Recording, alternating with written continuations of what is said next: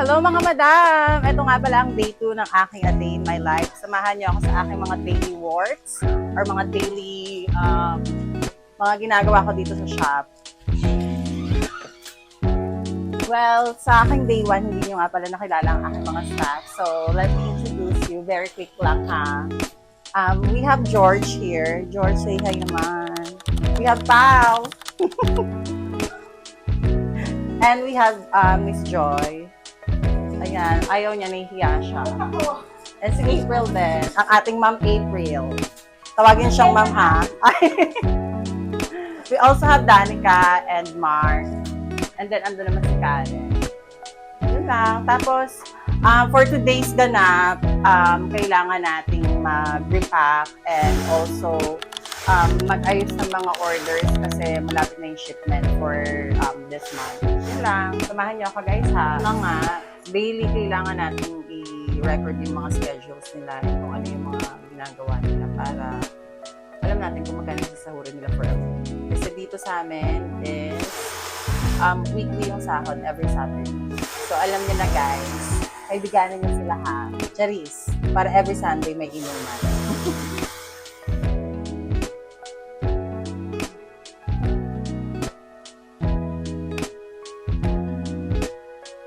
Mag-check ng mga hair kasi merong mga bagong dumating na mga buhok from Cebu. So, i-check natin sila later. Check natin ang ating Instagram page.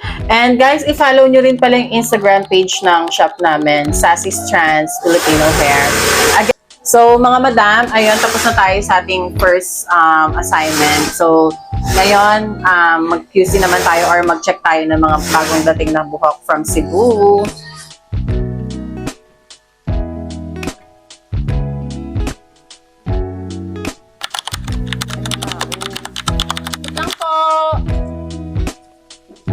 Deliver na naman guys, my god.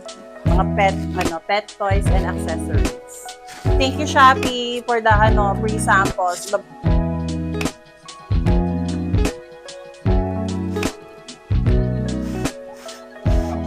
So mga madam, pagkatapos natin silang sukatin, mga buhok na to, titimbangin naman natin sila para malaman natin kung magkano yung presyo ng mga buhok na to. Okay, mga madam? So mga madam, after nating mag-check ng mga hair, ngayon naman is mag-reply tayo or mag-respond tayo sa mga inquiries natin today sa WhatsApp kasi I have lots of inquiries today. Ito kailangan ng call kasi gusto makita yung picture. So tawagan natin siya. The time, what we get is 16, 40. Alright, thank you so much.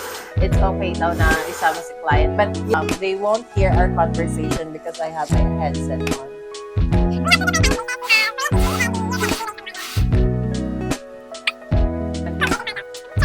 Beng, anong ulam?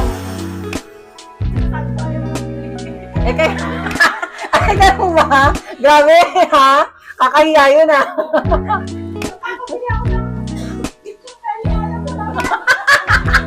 Huwag naman yung berry, hindi ba natin afford yun? Ano nga? Paan ng dinosaur? Okay, go for the paan ng dinosaur. Tapos samahan mo na lang din ng nagre-request ng egg ability. Yung ating sister. Samahan mo na nga ng leeg, kahit mga lang. Mga tigbo-Banford lang tayo. Charis. So, hello mga madam. I-check natin kung anong ulam natin ngayong tanghalian. Naamoy ko parang adobo siya eh.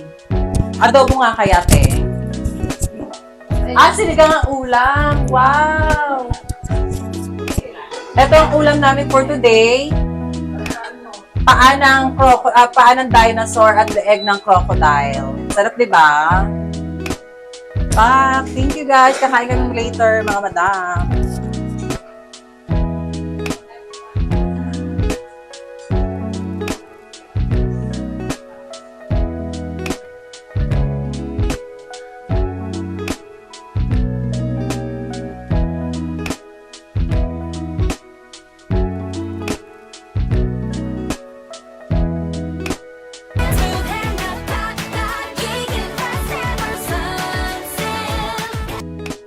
Mga madam, after nating maglaro ng ganda-gandahan, tuluyan ng nasira yung sounds ng phone natin.